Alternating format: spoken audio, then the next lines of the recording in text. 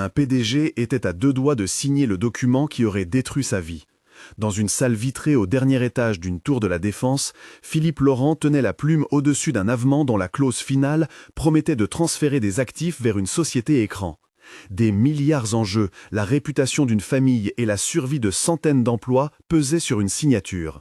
C'est alors qu'une femme de ménage entra, poussant un chariot, essuyant la sueur de son front d'un revers de manche, et murmura quelque chose que personne n'attendait entendre. « Ne signez pas, monsieur Laurent ». Qui était-elle? Pourquoi connaissait-elle ce contrat? Et surtout, quel lien intime et impossible allait unir ces deux vies en apparence si différentes? C'est ce que nous allons découvrir ensemble. Avant de commencer, dites dans les commentaires de quelle ville vous nous regardez. Cela nous aide à sentir la portée de l'histoire. Maintenant, revenons à la scène initiale, exactement au moment où la plume trembla et où la voix de la femme fit tomber le silence épais de la salle. La porte s'était ouverte sur un couloir empli d'échos, les pas des cadres résonnaient comme un métronome. Philippe sentit tout de suite que quelque chose clochait. Il reconnut la voix, rauque et assurée, qui avait souvent parlé derrière des portes. Marie Dubois, femme de ménage depuis 15 ans dans l'immeuble. Elle tenait une photo pliée et un petit baladeur. L'odeur du produit de nettoyage et du café froid collait à ses vêtements, et ses mains tremblaient légèrement quand elle avança. « Monsieur Laurent, je ne peux pas vous laisser signer, » dit-elle, en abaissant la voix, ses yeux noirs cherchant les siens.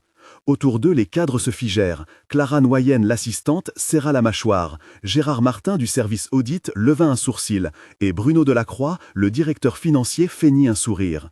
Les lumières blanches se reflétaient sur la table de conférence, le papier crissait sous la pointe des stylos, et le bruit lointain d'un ascenseur haut en métal résonnait comme une horloge. « Qu'est-ce que vous voulez dire, Madame Dubois ?» intervint Philippe, sa voix trahissant un mélange d'étonnement et de fatigue. Elle posa la photo sur la table. Ce n'était pas une image ordinaire, c'était une copie d'un reçu bancaire, une capture d'écran d'un virement et un petit enregistrement audio compressé sur le baladeur. « Regardez, dit-elle, ce virement, cette clause, ils ont falsifié des signatures. On vous pousse à signer un addenda qui transfère la filiale vers une société fantôme. Si vous signez, vous leur donnerez tout. » Autour, les murs semblent se rapprocher, l'air devint plus lourd, le parfum métallique du stress envahit la pièce, et chacun attendit la décision du dirigeant. Dans une salle adjacente, loin du tumulte apparent, Marie avait préparé ce moment depuis des semaines. La rencontre privée qui suivit fut basse, en lumière et haute en tension. Philippe invita Marie à s'asseoir près de la fenêtre. La ville derrière elle était un kaléidoscope froid. Les vitres vibraient légèrement à cause du vent, et la voix de Marie resta douce mais ferme. « J'ai entendu des conversations, j'ai vu des gens venir la nuit, commença-t-elle. J'ai nettoyé des bureaux où des feuilles disparaissaient, j'ai ramassé des gobelets contenant des codes d'accès. » Philippe sortit son téléphone, l'enregistrant discrètement. Il voulait comprendre, il avait besoin de preuves tangibles. Marie déplia l'enregistrement. La voix sur le fichier était traînante. On y entendait une discussion sur des transferts, une mention d'un compte offshore et le mot « avenant » prononcé comme une promesse de sécurité pour les initiés. « Je ne veux pas d'argent, » dit Marie en regardant Philippe dans les yeux. L'éclair blanc de la ville reflétait dans ses pupilles. « Je veux la vérité. Si vous me croyez, je peux vous montrer beaucoup plus. » Il y eut un échange de 10 à 12 répliques serrées, chacune ponctuée par un geste. Marie serrait sa petite chaîne, Philippe frottait son front comme pour chasser un souvenir. Clara écoutait de l'autre côté de la porte, respirant par brèves bouffées, et à chaque question, les silences gagnaient en poids. Elle promit qu'elle pouvait fournir des documents supplémentaires et le nom de la personne qui tirait les ficelles, qu'elle avait vu des relevés bancaires dissimulés dans des boîtes d'archives et enregistrer des conversations quand elle passait l'aspirateur dans des bureaux vides après minuit. Ce face-à-face privé inclut des sons précis, le ronronnement d'un radiateur, le cliquetis d'une femme qui remet en place une photo, l'odeur du cirage des tables, le goût amer d'un café abandonné, la sensation du cuir froid de la chaise sous les mains de Philippe. À la fin, Philippe demanda 5 minutes, puis 30, puis finalement accepta de reporter la signature pendant 5 heures, le temps de vérifier quelques points. Une promesse qui bouleversa la dynamique dans la salle et la chaîne des événements à venir. Peu après, dans une réunion publique du conseil d'administration organisée pour valider l'avenant et rassurer les actionnaires, l'antagoniste monta sur scène comme un metteur en scène déroulant son plan. Bruno Delacroix présenta un dossier qui semblait irréfutable, des documents signés, une vidéo truquée et une transcription qui accusait Marie de tentative d'extorsion. La preuve présentée dans la grande salle semblait solide, les images de la caméra CCTV avaient été montées, les voix altérées, et la salle résonna des murmures d'incrédulité. C'est une tentative de falsification, déclara Bruno d'un ton grave. Nous ne pouvons tolérer des accusations sans fondement. C'est un acte de déstabilisation. Les membres du conseil se retournèrent vers Philippe pour qu'il prenne position. Clara, visiblement tremblante, ne savait que faire. Isabelle Moreau, la conseillère juridique, prit la parole en appuyant sur une procédure disciplinaire immédiate. Les assistants ouvrirent des enveloppes contenant soit des noms, soit des plannings. Antoine Petit, membre influent du conseil, fronça les sourcils en lisant une note. Géraldine Besson, du service communication, préparait déjà une déclaration publique. Marie fut sommée de s'expliquer en public, ses mains serrant le chariot comme une barrière protectrice.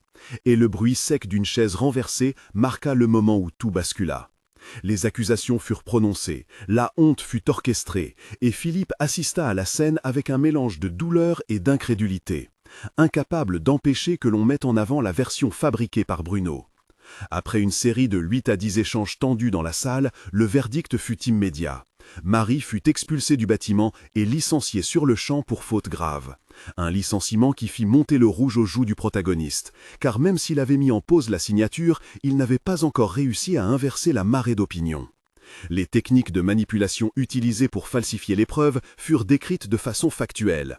Altération de fichiers audio, insertion de frames dans les enregistrements CCTV et usage d'adresses IP masquées via des VPN. Explications qui firent frissonner le public tant elles semblaient organisées et froides. C'est précisément à ce moment que nous faisons une pause et nous voulons savoir ce que vous pensez. Nous comprenons l'injustice que vous ressentez en voyant une personne humble être humiliée pour avoir dit la vérité. Et nous voulons que vous partagiez vos expériences.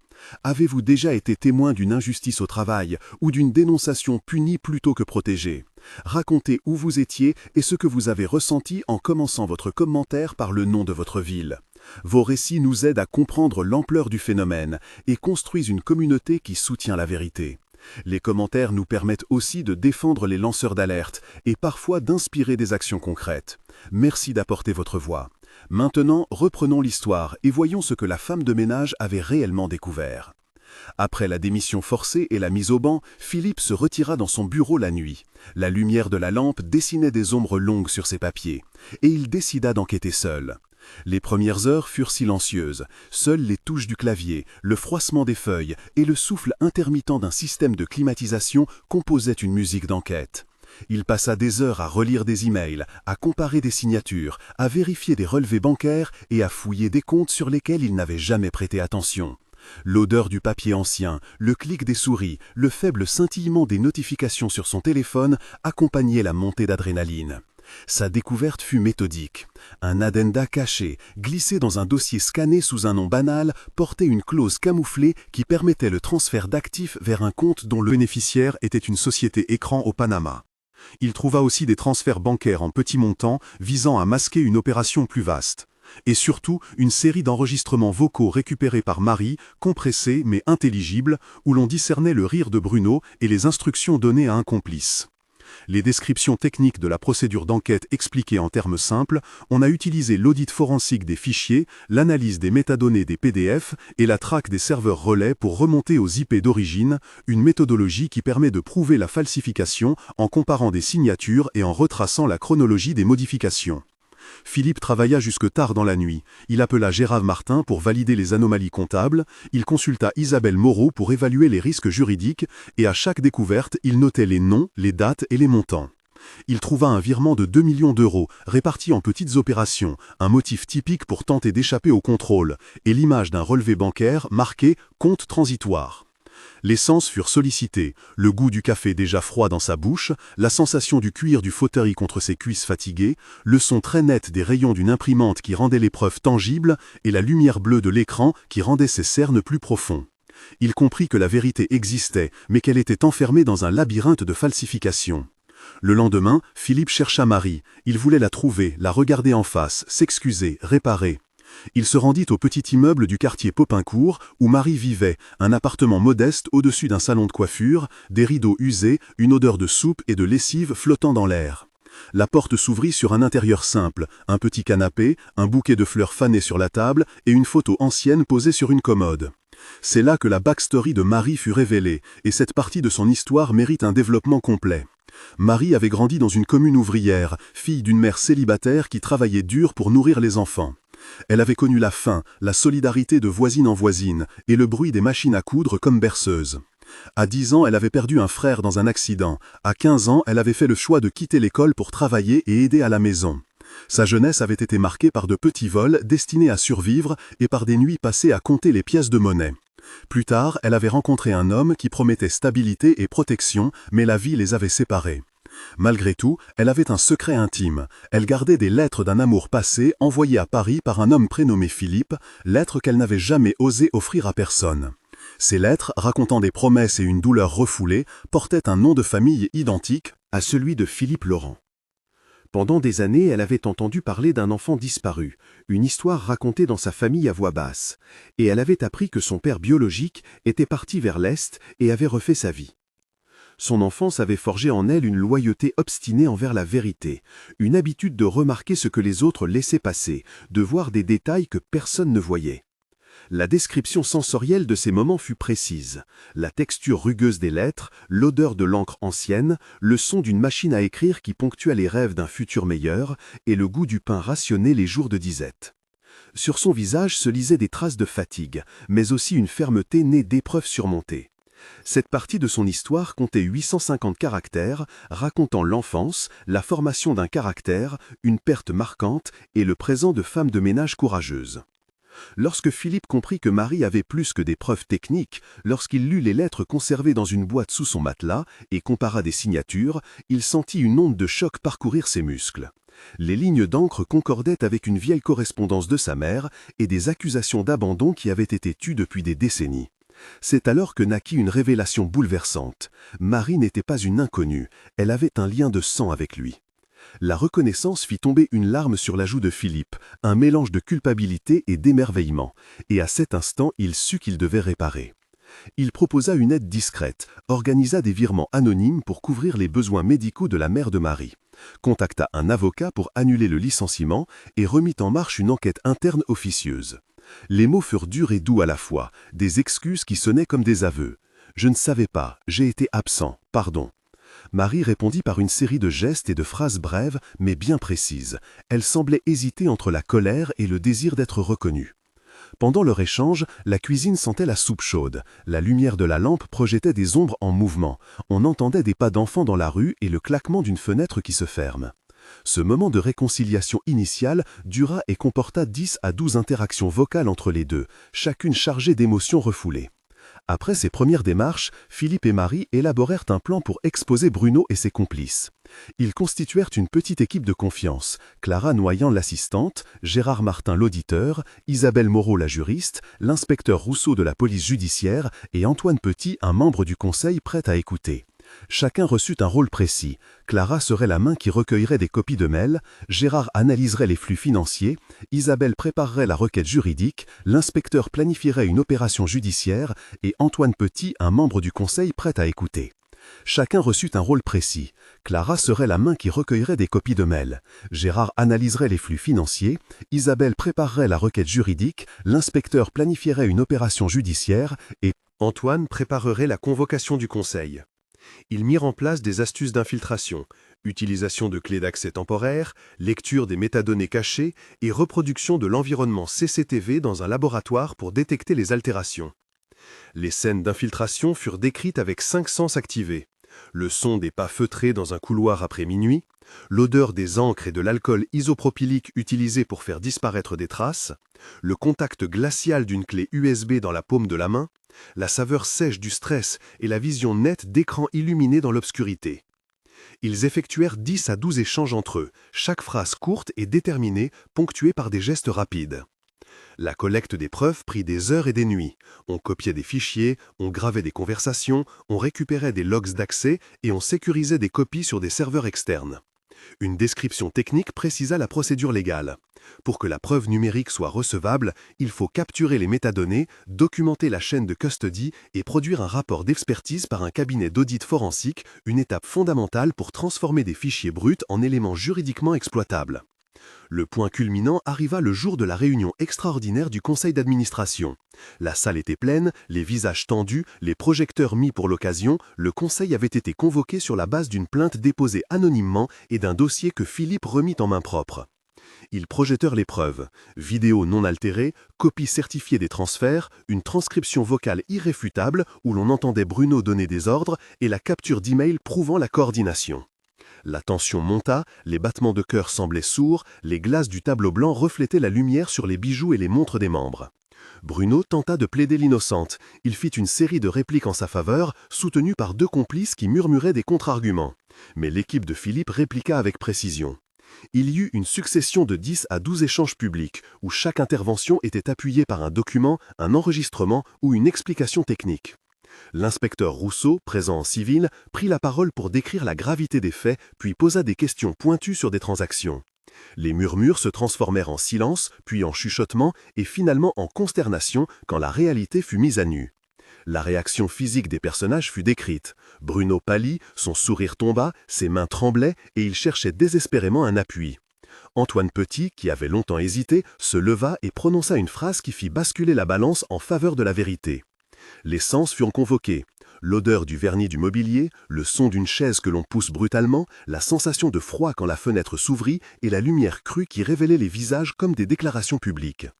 À l'issue d'une séquence tendue, la police procéda. À l'interpellation de Bruno et de 2 complices, les menottes claquèrent, les échanges furent brefs mais décisifs, et la salle explosa en applaudissements contenus pour la force de vérité.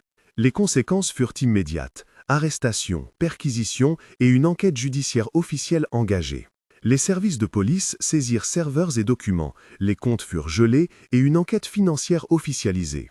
Les réactions publiques furent vives, le nom de l'entreprise fit la une, mais la reconnaissance de la dénonciation de Marie fut enfin publique. Le conseil d'administration vota une résolution de réparation, offrant une indemnisation et un poste temporaire au sein d'un comité éthique, et Philippe prononça un discours public de réparation et d'humilité. Les scènes de réparation inclurent des gestes concrets, la réintégration d'employés injustement suspendus, la restitution d'actifs et la proposition d'une compensation financière pour Marie et sa famille.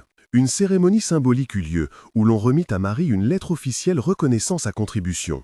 Les détails juridiques furent clarifiés. La falsification est qualifiée de contrefaçon et de fraude documentaire et peut entraîner des peines de prison, refusant ainsi l'impunité.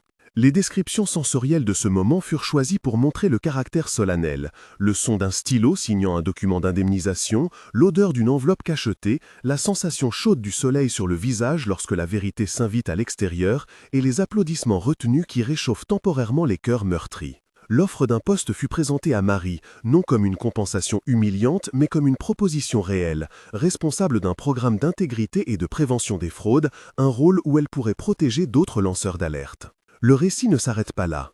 L'épilogue suit la vie des protagonistes et montre des conséquences concrètes. 1 mois après les événements, la vie avait déjà changé mais restait fragile. Philippe avait entamé une démarche de transparence publique et une procédure d'audit externe avait commencé. Le conseil d'administration avait voté des mesures strictes de conformité et un cabinet d'audit indépendant surveillait maintenant les comptes. Marie avait reçu une aide financière pour payer des soins médicaux pour sa mère et avait commencé des sessions avec un avocat aidé par l'entreprise. Émotionnellement, ils étaient encore en reconstruction, mais l'air semblait plus léger et la ville paraissait moins hostile. Sur le plan sensoriel, l'univers était décrit par des détails. La sensation du vent d'hiver sur le visage de Marie quand elle sortit pour la première fois sans peur, le goût d'un thé partagé entre elle et Philippe, le son rassurant d'un téléphone qui sonne sans mauvaise nouvelle. Socialement, l'impact commençait à se mesurer. 3 employés qui avaient témoigné se rétractèrent avec honte. D'autres firent parvenir des messages de soutien et des articles locaux relatèrent le courage d'une femme modeste. Ce premier mois compta environ 700 caractères et servit à peindre un tableau de apaisement précaire mais réel. 3 mois après, la justice avançait et la communauté voyait des résultats plus concrets. Les procès avaient commencé, les charges étaient formelles, des témoins ou encore convaincus offrirent des déclarations, et plusieurs dirigeants furent mis en examen pour falsification et détournement. L'entreprise se transforma progressivement, nouvelle politique de compliance, formations obligatoires et création d'une hotline anonyme pour les dénonciations. Marie occupait désormais un poste consultatif. Elle animait des réunions sur la protection des lanceurs d'alerte et travaillait avec Isabelle Moreau pour rédiger un code de conduite. Philippe avait entamé une thérapie publique pour montrer qu'il assumait sa responsabilité. Il donna des entretiens, reconnut ses erreurs et soutint l'établissement d'un fonds d'indemnisation pour les victimes des fraudes. La ville applaudit la mise en place de changements concrets. Des écoles locales organisèrent des débats sur l'éthique en entreprise. Et plusieurs anciens collègues vinrent témoigner de la pression énorme qui régnait autrefois. Les sensations de cette période furent décrites. Le son de réunions matinées d'espoir, l'odeur de livres neufs sur les étagères du bureau d'intégrité, la vue de panneaux annonçant des séminaires et le toucher réconfortant d'une poignée de mains sincères. Ce troisième mois, d'environ 750 caractères, raconta un épisode de consolidation et d'engagement collectif. 6 mois après la révélation, la vie avait pris un nouveau rythme et un nouveau sens. Les enquêtes avaient abouti à des condamnations partielles, des peines avec sursis pour certains, des peines effectives pour d'autres. Les comptes frauduleux avaient été bloqués et des procédures de restitution avaient été engagées. Marie avait repris ses études à temps partiel grâce à une bourse créée par un fonds de l'entreprise. Elle parlait dans des conférences et inspirait d'autres lanceurs d'alerte. Philippe et Marie organisèrent un événement public pour présenter un programme de soutien aux familles de victimes de fraude. Et un petit projet symbolique vit le jour, la transformation d'une ancienne salle de réunion en centre de formation pour employés modestes. Sur le plan personnel, une scène intime fut marquante. Philippe et Marie partageant un repas simple au soleil. La conversation était légère, remplie d'une tendresse nouvelle et d'une promesse de réparation durable. Les descriptions sensorielles conclurent l'épilogue. La chaleur d'un rayon de soleil sur la table, le goût sucré d'une tarte partagée, le son lointain d'enfants qui jouent et la sensation d'une main qui cesse de trembler. Ce segment de 6 mois, d'environ 800 caractères, conclut la transformation tangible et montra que la vérité pouvait non seulement réparer des torts, mais aussi générer une renaissance collective. En conclusion, cette histoire rappelle que la vérité peut venir des endroits les plus inattendus, qu'une femme de ménage peut porter dans son chariot des preuves capables de changer le cours d'une entreprise, et que la rédemption est possible quand un homme accepte de regarder son passé. Philippe perdit des illusions, mais gagna une responsabilité nouvelle. Marie perdit un emploi et gagna une famille et une mission. La justice prit des mesures concrètes, des comptes furent rendus et des vies commencèrent un nouveau chapitre. Si cette histoire vous a touché, laissez votre commentaire en indiquant votre ville et vos impressions. Abonnez-vous pour suivre d'autres récits où la vérité finit par triompher et partagez cette vidéo pour soutenir ceux qui osent parler. Souvenez-vous que parfois, la plus petite voix est celle qui renverse les plus grandes injustices, et que la vérité, une fois révélée, a le pouvoir de réparer plus qu'elle ne détruit.